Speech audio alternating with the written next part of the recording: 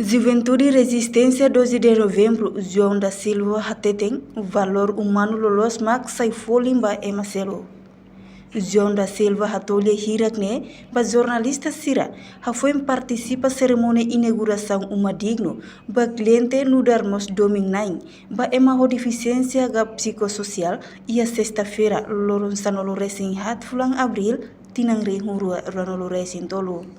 Pressão Imam Mohoka é uma ainda que a caricatura nem a sociedade que deve boleh sociedade peduli ni hatena kata ni consideração bani rafik ni consideração ba pública kata valores eman los ne maksera sai folim ba maselu Imam Mohoka haturu um exemplo ba maselu ni sai role model para emo hotutu yetimor ne makia sentimento ga ou ia condições dia clio para a tudo não fazer nebe mas precisa necessidade agora na irmão Mohoka role model dia kira vai matmo.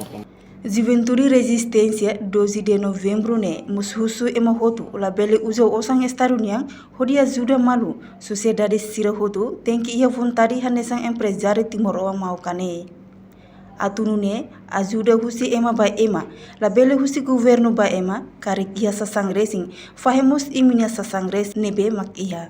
Reportagem Ana Rosária Jacinto Kai Televisão Timor Post. Janela informação by Emma Hotu. Atuheta informação atual diakliu kita haluha haneham botão subscribe, like, halo comentário no fahet botão ba media social Hotu.